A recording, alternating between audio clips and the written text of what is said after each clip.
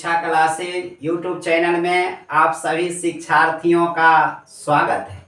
मैं आज पुनः आपके बीच क्लास में उपस्थित हूँ। वह सबसे महत्वपूर्ण क्लास। इससे पूर्व इस क्लास का 2 भाग कर चुके हैं। 11वीं कक्षा काव्यखंड पद भाग का पहला चैप्टर विद्यापति का पद, जिसमें विद्यापति के जीवन परिचय, प्रमुख रचनाएं, उनकी उपमा, माता पिता कौन सी भाषा में रचना करते थे, इन सभी चीज़ों से परिचित हैं। उसके बाद विद्यापति का पहला पद का जो क्लास था, जो पहला पद था, उसका सारांश, उस पदों के अर्थों को समझा चुके हैं। आज काव्यखंड का पहला चैप्टर विद्यापति के पद का दूसरा पाठ, दूसरा भाग, दूसरा पद पढ़ाया जाएगा। और ये चैप्टर, ये पद हम लोग के लिए और ही महत्वपूर्ण है। लेखक बिहार के, पढ़ाने वाले भी बिहारवासी और अध्ययन करने वाले भी बिहारवासी। दूसरे पद जो संकलित है वह कहाँ से संकलित है? विद्यापति पदावली से ये पद संकलित है, जिसके संपादन कर्ता कलम के जादूगर कवि राम वृक्ष बेनीपुरी का नाम जरूर सुने होंगे। जैसे प्रकृति के सुकुमार कवि सुमित्रानंदन पंत, द्वितीय राष्ट्र कवि बेगूसराय के वासी रामधारी सिंह दिनकर, उसी प्रकार कलम के जादूगर कवि राम वृक्ष बेनीपुरी विद्यापति पदावली उन्हीं के द्वारा संकलित है। दूसरे पदों में संयोग की चर्चा की गई है। पहला पद में वियोग की बात था। एक दूसरे से अलग होने के पश्चात, एक दूसरे से अलग होने के पश्चात राधा और कृष्ण का चंदन, राधा का श्रृंगार की हुई थी, वो सब भारीपन लग रहा था। आज इस पद के अर्थों को हम लोग समझेंगे। आसान सरल भाषाओं में जानेंगे। विद्यापति का पद का दूसरा भाग, जिसमें बसंत ऋतु आ गया है, और इस बसंत ऋतु में जो राधा है, जो इस नायिका है, अपने रूप की सौंदर्यता का चर्चा की है। गोपियों के द्वारा, विद्यापति के द्वारा उनके रूप की सौंदर्यता को बताया गया है। बसंत ऋतु का नाम जरूर सुने होंगे, मनमोहक ऋतु। इस ऋतु में ऋतुओं का राजा भी कहते हैं। बसंत ऋतु को 6 ऋतु, उस ऋतुओं में बसंत ऋतु को ऋतुओं का राजा कहते हैं। और इस ऋतु में अगर कोई सोए हुए हों, अपने मुख को वस्त्र से ढके हुए हो, तो एक आश्चर्यजनक हो, और वह अत्यंत सुंदरी, जिनके नयन, जिनका बदन, जिनका मुख एक अलग है, जो चंद्रमा को भी विधाता ने, परमात्मा ने बनाया, ईश्वर ने बनाया, बहुत बार काट काट कर बनाया, तब पर भी राधा के समान नहीं बन पाया। उनकी आंख की तुलना की गई है। उनके रूप, मुख, सौंदर्यता का चर्चा इस पद के माध्यम से किया गया है। एक एक पंक्ति के अर्थों को अपने भाषा में, अपनी भाषाओं में, क्षेत्रीय भाषा में, जिस भाषा को आप समझ सकते हैं, उन भाषाओं में चर्चा करेंगे। अंत तक अगर क्लास में बने रहते हैं ये पद का अर्थ भी कभी भारीपन नहीं लगेगा। ये नहीं कि हम नहीं समझ सकते हैं, तो हम चर्चा करते हैं, इस पद के अर्थ को समझाते हैं। मैथिली भाषा में जिन्हें मैथिल कोकिल कहा जाता है, अभिनव जयदेव कहा जाता है, इन सभी सम्मानों से विद्यापति को सम्मानित किया गया। ये सब उपमाओं से सम्मानित किया गया। इन पदों के अर्थों को आप समझते हैं। सरस बसंत समय भल पाउल, थोड़ा लगता होगा इस भाषा का अर्थ कैसे समझेंगे। मैथिली भाषा है तो ध्यान पूर्वक सुन लीजिएगा, तो इसका अर्थ भी समझ जाइएगा। सरस बसंत, 6 ऋतुओं में बसंत ऋतु का समय, टाइम, भल पाउल आ गया है। सरस माने सुंदर, बसंत ऋतु आ गया है। दक्षिण पवन, पवन माने हवा भी कहते हैं, वायु भी कहते हैं, समीर भी कहते हैं। दक्षिण, एक पूर्वा हवा सुने होंगे, एक पछिया हवा सुने होंगे। एक दक्षिण दिशाओं से अगर उत्तर दिशा की ओर जो हवाएं बहती है उसे हम दक्षिण हवा कहते हैं, दक्षिणी हवा कहते हैं। तो कहता है दक्षिण पवन बहु धीरे, और धीरे धीरे दक्षिण दिशाओं की हवा भी बह रही है। बसंत का समय आ गया और अपने आप में वो सौंदर्य जिसे चंद्रमा भी जिसके सामने फीका हो, उस बसंत ऋतु में राधा अपने मुखों पर चीर वस्त्र पट से मुंह ढकी हुई थी। और कहा जाता है जो इस बसंत ऋतु में पशु पक्षी मानव सभी मनमोहक दृश्य को देखकर उत्तेजित हो जाते हैं, उत्साहित हो जाते हैं, इंतजार करते हैं ऋतुओं के राजा का आगमन का। मोहक होता है, मोदक होता है, आनंदित होता है। इस आनंदित बसंत ऋतु में राधा अपने मुख पर जो चीर रखी हुई थी, वस्त्र रखी हुई थी, उन्होंने स्वप्न में देखी। एक पुरुष स्वप्न में आया और कहा तुम अपने मुखों पर से चीर को हटाओ, वस्त्र को हटाओ। बताइए, समझते तो होंगे। सरस बसंत समय भल पाओल, सुंदर वसंत ऋतु का समय आ गया है। दक्षिण पवन बहु धीरे, दक्षिण दिशाओं से, पवन माने हवाएं, वायु, समीर, वात उत्तर दिशाओं की ओर बह रही है। दक्षिण पवन बहु धीरे, धीरे धीरे धीरे धीरे दक्षिण दिशाओं से हवाएं उत्तर दिशा की ओर बह रही है। और इस उत्तर दिशा की ओर बसंत ऋतु के समय में सपनहु रूप बचन एक भाखी, मुख सहो दूरी करी चीरे। और मैंने उस बसंत ऋतु में एक पुरुष को देखा। आखिर वो पुरुष कौन होगा? अंतर्यामी, अनंत रूप धारण करने वाले अर्जुन के सारथी, लीलाओं करने वाले माखन चोर चित चोर, नंद के लाल कृष्ण होंगे, गोपाल होंगे, कन्हैया होंगे। कहता है सपनहु रूप बचन एक भाकिल, स्वप्न में मैंने एक भाकिल माने पुरुषों को देखा।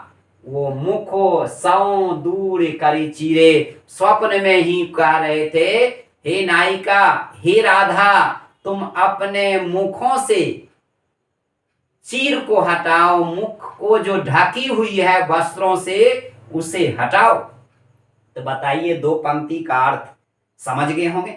मैथिली भाषा में मैथिल कवि, मिथिलांचल क्षेत्र के हम लोग वासी लगभग आबू ने, बैठू ने, कहीं ना छो, निके छाओ, कनीटा, इन सभी शब्दों का हम लोग बोलचाल में प्रयोग करते हैं। खास करके हिंदी पढ़ाते समय हम क्षेत्रीय भाषा का ही प्रयोग करने की कोशिश करते हैं। तो क्या है? सरस बसंत समय भल पाउल, दक्षिण पवन बहुतीरे, सरस सुंदर बसंत ऋतु का समय आ गया, बसंत ऋतु आ गया है। दक्षिण पवन बहुधीरे, और दक्षिण दिशाओं की हवाएं धीरे धीरे बह रही है। सपनहु रूप वचन एक भाकिल, स्वप्न में मैंने एक पुरुषों को देखा, लेकिन अभी युवा और युवती, स्वप्न में राधा कृष्ण सीता राम लक्ष्मण हनुमान का स्वप्न नहीं, वह तो अपने किशोरी का किशोर स्वप्न देखता है और किशोरी किशोर का स्वप्न देखता है, लेकिन इनका स्वप्न कृष्ण का स्वप्न था। और कहता मैंने एक स्वप्न में एक पुरुषों को देखा, वो दूसरा नहीं होंगे, अंतर्यामी अनंत रूप धारण करने वाले, लीला को धारण करने वाले, लीला करने वाले, नंद के लाल, यशोदा के लाल कृष्ण। मैंने एक स्वप्न में पुरुषों को देखा, और स्वप्न में ही वो कह रहे थे तुम मुख से चीर को हटाओ, वस्त्र को हटाओ। और क्या कह रहे हैं? तो हर बदन सन, वह पुरुष बोल रहे हैं, अर्थात श्री कृष्ण बोल रहे हैं, उनकी सुंदरता का बखान कर रहे हैं। संयोग रस का है, इन्हीं की मिलन अभी आधा अधूरा है, अब पूरा ही होने वाला है। नहीं तो कहता है तोहर, माने तोहर जैसन, ऐसा शब्द सुने होंगे। तोहर शब्द तो घर आंगन में और घर के सदस्य एक दूसरे के बीच ये प्रचलित शब्द है। तोहर, ये तोहर समान छिए, हमर समान छिए, तो वहां गलोट, ये शब्द सुने होंगे। बदन मने शरीर, सन चांद, चांद मने चंद्रमा कहते हैं, शशि कहते हैं, हिमांशु कहते हैं, राकेश कहते हैं, सुधांशु कहते हैं। तोहर बदन सन चान होइत नहीं, तोरा शरीर के समान, तोहर बदन के समान। वही पुरुष जिसको मैंने स्वप्न में देखा, उसने कहा तुम अपने मुखों पर से चीर को हटाओ, वस्त्र को हटाओ। और वो कहते हैं तोहर बदन सन चान होत ही नहीं, तुमरे बदन के समान, तुमरे मुख के समान, तुमरे शरीर के समान, तुमरे तन के समान चांद, चांद माने चंद्रमा भी नहीं है। इसका मतलब देखिए, इनके शरीर की तुलना चंद्रमा से की गई है। चंद्रमा शीतलता का प्रतीक है, चंद्रमा का लोग पूजन भी करते हैं। रात का यदि राजा है तो सूर्य के सामने दिन का भिखारी बनना पड़ जाता है। तो कहता है तोहर बदन सन चान होत नहीं, तुमरे बदन के समान, तुम्हारे शरीर के समान क्या है? चंद्रमा भी नहीं है। चंद्रमा से तुलना राधा की गई है। जैत जतन विहि, जतन माने यत्न करके, विहि माने विधाता ने बहुत जतन किया, बहुत जो है मेहनत किया। और क्या? कई बेरी काट काट बनाउल नव किए, कई बार कई टुकड़ों में काट काट कर नए रूप देने का काम किया चंद्रमा का। तो तुलित नहीं भेला, तुमरे तुलना में, तुमरे समान तब पर भी चंद्रमा नहीं हो पाया। बताइए, नायिका अर्थात राधा की चर्चा चंद्रमा से भी की गई। कहा विधाता ने, प्रभु ने, तोहर बदन सन चान नहीं होती, तुमरे बदन के समान। देखिए रूप की सुंदरता का किस प्रकार वर्णन किया जा रहा। पुरुष को मैंने स्वप्न में देखा, और वो कहते हैं तोहर बदन सन चान ना होइत नहीं, तुमरे बदन के समान चंद्रमा भी नहीं है। वहां चंद्रमा भी फीका पड़ जाता है। जैत जतन विधि देला, यतन करके, मेहनत करके, पूरा परिश्रम करके, विधि माने विधाता ने, परमात्मा ने, ईश्वर ने बनाने का काम किया। कई बेर काटी काटी, कई बेर काट काट करके, नव माने नए रूप देने का, कई बेर काटी काटी, चंद्रमा को कई बार काट काट कर नए रूप दिया। तयो तुलित नहीं भेला, तब पर भी तुम्हारे समान नहीं हो पाया। अब तो देखिए, प्रेमी प्रेमिका का शब्द तो हिंदी का जो भी साहित्य, जो भी काव्य है, उस शब्द से निकाला जाता है। तुम्हारे जैसा इस दुनिया में कोई नहीं है, तुम्हारे समान कोई नहीं है, तुम्हारे बिना हम रह नहीं सकते हैं। और जब एक दूसरे की शादी होती है तो दोनों एक दूसरे से अलग ही, रहने की बात क्या, एक दिन भी और साथ में भी अब नहीं रह पाता है। तो ये क्या है, कहता है कई बेर काटी काटी बनाओ, कई बार काट काट करके परमात्मा ने, ईश्वर ने नए रूप दिया, तब पर भी तुम्हारे समान नहीं हो पाया। लोचन, अब देखिए आंख, पहले तो शरीर का चंद्रमा से तुलना की गई, कहता है लोचन, लोचन कहिए, नेत्र कहिए, आंख कहिए, नयन कहिए, चक्षु कहिए, पट कहिए, दीर्घ कहिए, नैन कहिए। नैन शब्द कभी चलाओ न नैनों से बान रे, नहीं, गाना भी सुने होंगे। लोचन तू कमल नहीं भय सके, तुम्हारे आंख के समान इतनी सुंदर आंख, जो कमल, जलज, पंकज, कमल भी कहते हैं, जलज भी कहते हैं, पंकज भी कहते हैं, अरविंद भी कहते हैं, सरोज भी कहते हैं।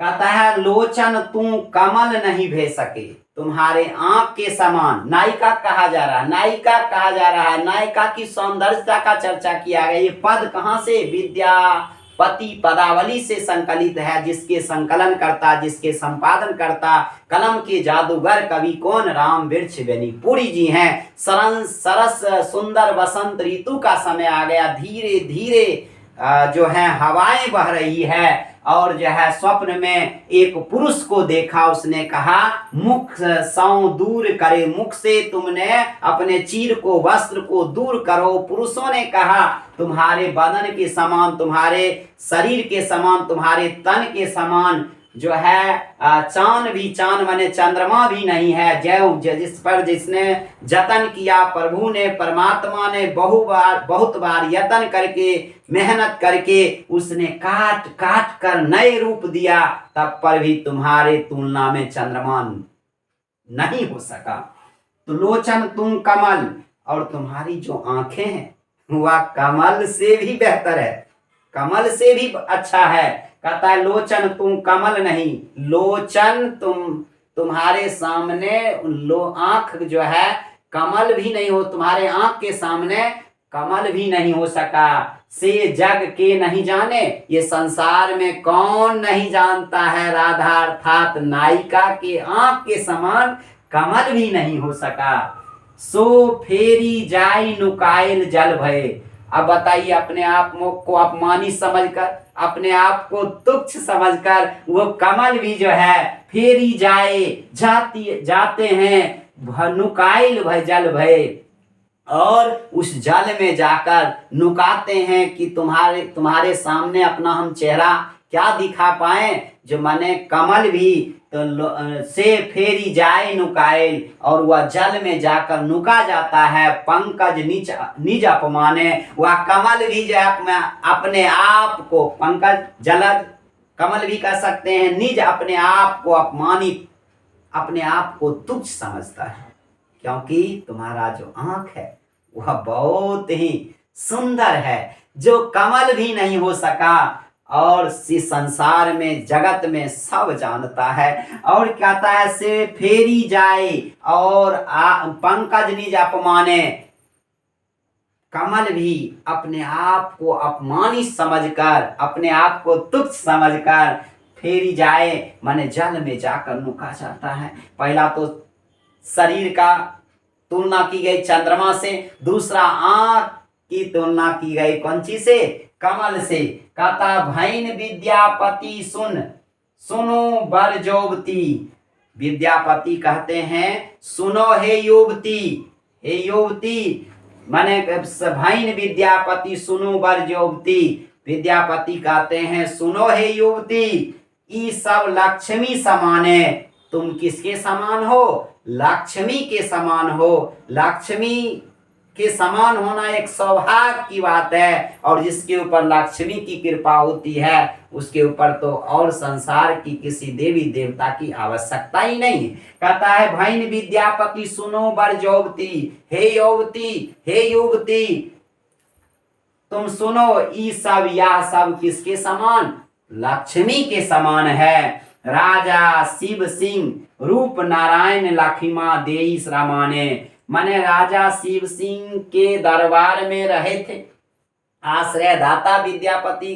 के हैं। तो राजा शिव सिंह और जो है उनकी राजा शिव सिंह रूप नारायण और उनकी पत्नी कौन, लखीमा देवी रामाने लखीमा देवी भी जानती है, जबकि लक्ष्मी के तुल माना गया राजा शिव सिंह और रूप नारायण। राजा शिव सिंह और रूप नारायण की जो पत्नी थी, अर्धांगिनी थी, उसे लक्ष्मी के तुल माना गया, लेकिन वो लखीमा देवी भी जानती है जो तुम जो है लक्ष्मी के तुल हो, राधा कहा गया है। जो भाई विद्यापति सुनो बर जोगती, विद्यापति कहते हैं हे युवती सुनो, तुम लक्ष्मी के समान हो। ये राजा शिव सिंह रूप नारायण, राजा शिव सिंह रूप नारायण और उनकी पत्नी कौन, लखीमा देवी भी जो है ये तुम्हारे बारे में जानती है, जो तुम भी लक्ष्मी से कम नहीं हो। इस प्रकार ये जो पद था, इस पद के अर्थों को आप लोग समझ गए होंगे। जो भी इस चैप्टर का प्रश्न उत्तर होगा 3 क्लास में, आज तीसरा पार्ट खत्म हो गया। अब इसके बाद के क्लासों में पूछ की रात आप प्ले लिस्ट में जाकर देखिएगा, जो कि वीडियो डाला हुआ है प्रैक्टिकली रूप में। पूछ की रात शीर्षक में जो भी कुछ है, नील गाय की चर्चा, कुत्ता, जबरा कुत्ता, घोड़ा, मचान, सब का दृश्य पहले दिया गया है और तब क्लास किया गया। आप जाकर प्लेलिस्ट में वीडियो देख सकते हैं। आज का क्लास आपका यहीं पर खत्म होता है। लगभग समझ गए होंगे। जो भी प्रश्नोत्तर होगा, जब दोनों पद यदि हम पढ़ा दिए हैं, अगर सुने होंगे तो आप जाकर आज किताब उल्टा कर देखिएगा। तो क्यों प्रश्नोत्तर इसलिए नहीं कराते हैं, क्योंकि जब आप ये दोनों पद के अर्थ और लेखक की जीवनी को समझ लेते हैं तो आप में कल्पना शक्ति होनी चाहिए, जो प्रश्नोत्तर को आप स्वयं सॉल्व कर सकते हैं। अगर समस्या बने तो आप जरूर लिखेंगे, जो आपको सर प्रश्नोत्तर भी बता दीजिए, तो हम प्रयास करेंगे, क्योंकि उसमें किताब रख करके तब एक एक प्रश्न को बताना होता है। और एक एक अलग अलग वीडियो इसलिए बनाते हैं कि छोटा वीडियो आपको समझने में भी अच्छा रहेगा, क्लास करने में भी मन लगेगा, ज्यादा टाइम में उबाऊपन हो जाएगा, और जो अर्थ को आप नहीं समझते होंगे उसको भी आपने समझे। राधिका अर्थात नायिका का जो तुलना चंद्रमा से किया गया, कहा चंद्रमा भी तुम्हारे सामने तुच्छ है। कमल से किया गया, कहा था अपने आप को अपमानित समझकर कमल भी जल में जाकर नुका गया। लखीमा देवी जो लक्ष्मी के तुल थी, वो भी जानती है जो ये युवती जो राधा है, नायिका जो है, वह जो है लक्ष्मी के समान है। इस प्रकार इस पद के अर्थों को समाप्त करते हुए आज के क्लासों को यहीं खत्म करते हैं। फिर मिलते हैं दूसरे क्लास में। स्वयं आप इसका प्रश्नोत्तर तब तक तैयार कर लीजिएगा। दूसरे क्लास का इंतजार कीजिए, अध्ययन ठीक से कीजिएगा। सेल्फ स्टडी भी करने की आवश्यकता है। जब बारीकी से एक एक पंक्ति को पढ़िएगा किताब लेकर, जहां समस्या हो तो क्लास देखिएगा, आपके दिमाग में सीधे प्रवेश कर जाएगा। आज का क्लास हम यहीं पर खत्म करते हैं।